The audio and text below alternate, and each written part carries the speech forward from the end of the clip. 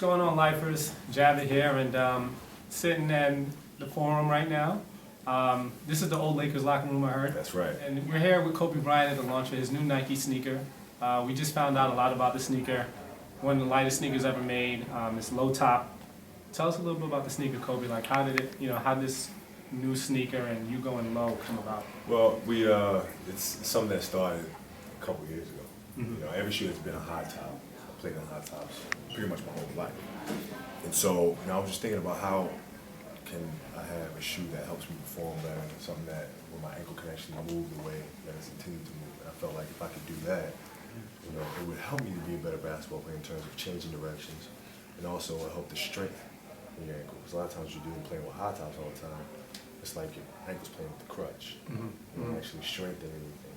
Okay.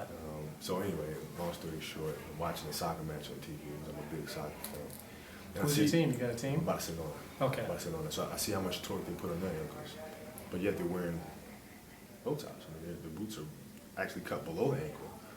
And I just remember thinking to myself, if they can do that in soccer with all the pressure that they put on their feet, why can't I do it in basketball? And then the next step was seeing, does it actually make sense to do it? Okay. And so we went through that whole process, and it turned out it did. All right. So speaking of playing and possible injuries and things like that, we were actually earlier. We went over to Venice Beach.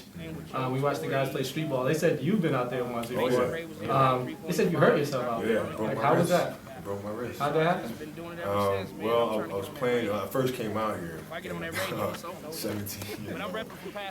I wanted to play. Oh, so you were 17? I was 17. They made it sound like it was yesterday. They made it sound like you were out there yesterday. No, I was 17. This was years ago. And I went and I dunked on this cat. And after I dunked on him, he bent over. So I wound up low bridging. Okay.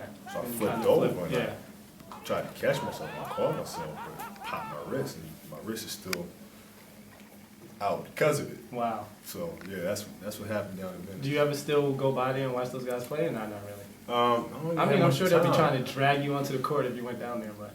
I don't have much of time, man. I used to live not too far from there.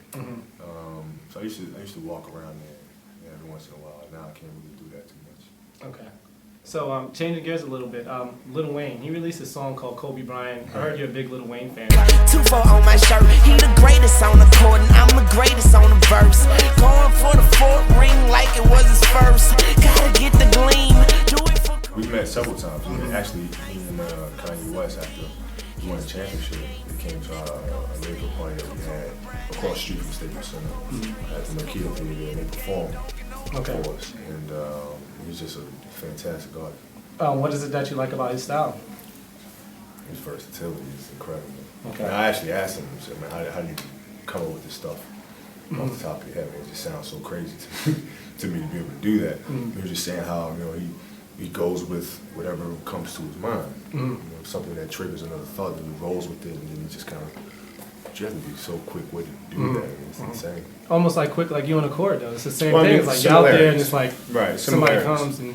But see, all that comes in from the work that you put in, though. So he puts a lot of work in, and when you're playing, it seems so instinctual. That just comes from all the practice and time. Right. All right, so tell us about your Black Mamba watch. We actually got to look at it earlier. Tell us a little bit about it, like how'd that come about? Well, I've always kind of been resistant to doing watch deals because I just felt like it didn't make any sense for me as a basketball player. There's just no correlation to the two. And Nubeo approached me about it, and they said, well, no, our idea is a little different. We want to do a signature watch. Just like you have a relationship with Nike, we want to do the same thing with watches with you. And so that vision itself I can work with. It's a little different. So we actually sat down, we talked about it, the personality of the watch, the little intricacies of the watch, 132 individual pieces that take place in one. So all those things kind of got me going. Yeah. And, we went off and running. How do you manage all these different projects? You have a watch, you have a sneaker. I heard you're starting possibly advertising, going into advertising. We've been doing that for a while, the Okay. advertising part. I mean, you really have to have people that you trust, that are the heads of these things, that oversee these things.